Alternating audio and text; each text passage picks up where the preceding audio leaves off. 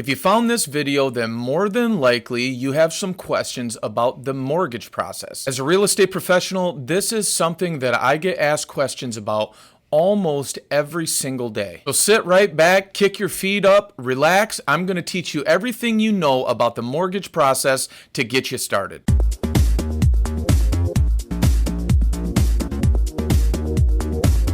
The first thing that you're going to need to know about is the pre-approval process. So think of it this way. Imagine that you're about to go on an adventure of homeownership. Well, before you go on that adventure, you need a ticket. Well, that ticket is called a pre-approval letter. Think of your pre-approval letter as your ticket or your passport. This is going to give you the green light to start your journey. So what is a pre-approval? The pre-approval is where your lender will review your incomes, credits, assets, and debts to determine how much you can borrow and which loan products will be available to you. It's also a really good idea to ask your lender to give you payment estimates in certain price ranges. I like to tell my clients to ask your lender to bracket price ranges in $10,000 increments and give you payment estimates in each. This will help you define a budget ahead of time so that you know exactly how much you can actually afford. Trust me when I say that this is one of the most essential steps in the home buying process. To get your pre-approval, you'll need to gather up some documents such as bank statements, a couple of years of tax returns, pay stubs, and things like that. Think of this process as packing your bags for the journey. You'll need to gather up all of the essential items that you're going to need before you actually start. So here's an essential secret that you'll need to know. You'll want to choose a good, reputable lender, preferably a lender that is well known by the real estate agents in your market to get your pre-approval. You want to select a lender that communicates really well with all parties and offers really competitive rates and terms for the mortgage products that they offer. A really good lender is going to act as your guide through the entire mortgage process, so make sure that you choose very wisely who you select to be your lender. The next thing that you're going to need to know about is the different loan types. A lot of people don't actually know this, but there are actually usually about a dozen different loan options that are available to any particular buyer. And if you're like me, when you're trying to get something done, you're always looking for tools that will be useful for you. Well, here's the thing. A mortgage is just a mechanism, a tool that's useful. So let's dive in and examine some of the different loan types and the utility of each one. Okay, so the first loan type is a conventional mortgage. Think of a conventional mortgage as your trusty Swiss Army knife. Quite flexible, easy to use, and useful to most people. With a conventional mortgage, you're going to enjoy a lot of flexibility with things like down payment and rates and other various terms. This is a great option for people who have really good credit and people with a really stable financial situation. Next up, we have the FHA mortgage. Now think of the FHA mortgage as your classic hand tool. A hammer, a pair of pliers, a screwdriver. The FHA mortgage is where most first-time home buyers start. An FHA mortgage is usually quite available to most buyers. However, it can have some limitations. The FHA mortgage is backed by the Federal Housing Administration and offers lower down payments and more flexibility on the credit score. Lastly, we have the RD loan, or the Rural Development Loan.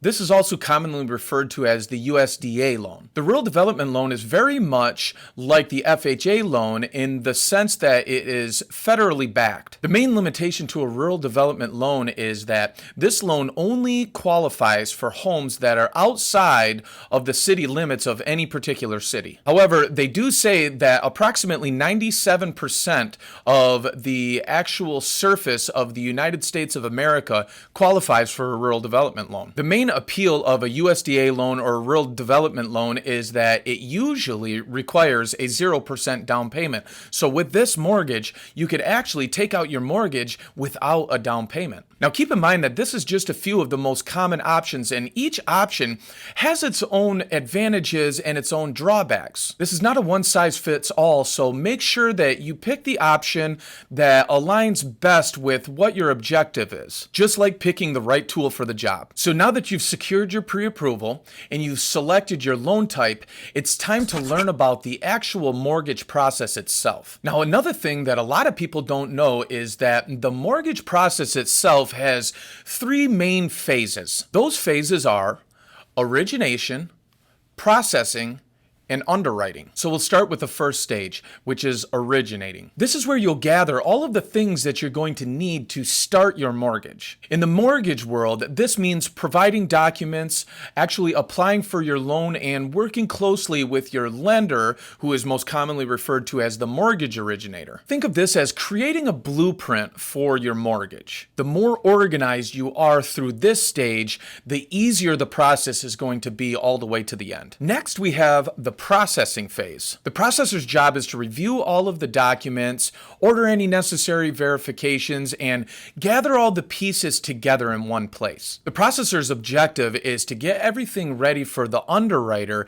and ensure that everything goes smooth in the final phase. The final phase of the process is the underwriting process. This is where the decision comes from, or the approval comes from. The underwriter's job is to make sure that the loan meets all of the necessary requirements and guidelines. Their job is to comb through every single detail and give the final approval or denial. This is the very last step prior to issuing a clear to close, where you can move forward to the closing. Now, throughout the process, communication is key. As you can tell, completing a mortgage requires teamwork. You'll need to work closely with your lending team to provide any updated documents or additional information that they might need throughout the process. Another thing to remember is that the more transparent you are, the easier the process is going to be and the smoother it will go. I'm not going to sugarcoat it. Often there are different challenges and different headwinds along the way. But don't worry, because this is completely normal.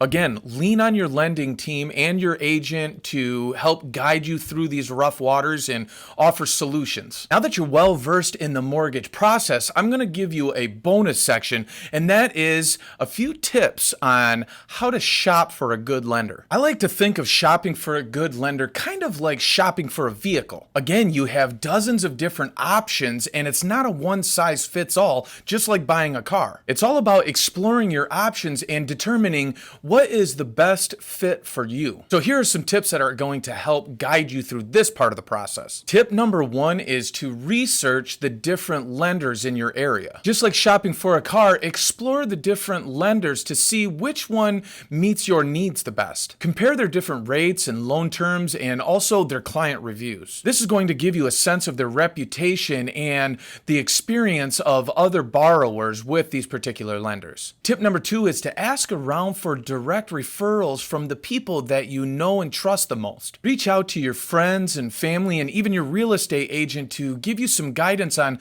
who they used or may have had a great experience with. There's nothing better than a word-of-mouth recommendation of the people that you know and trust the most. Tip number three is to try to find a lender that doesn't mind someone who asks a lot of questions. Reach out to lenders and don't hesitate to ask them about their expertise, the loan process, and the different loan products that they offer. A great lender is always going to take the time to answer your questions and make sure that you feel confident in the service that they have to offer. So that's it. You've just learned the basics of the mortgage process, from the pre-approval to the closing to even tips on how to shop for a great lender. This is one of the most critical stages of the home buying process, and again, as a real estate professional, probably what I get asked about more than anything else. So now take this information and use it at your discretion, and if you like this video, please give it a like and a share and subscribe, and as always, thanks for watching.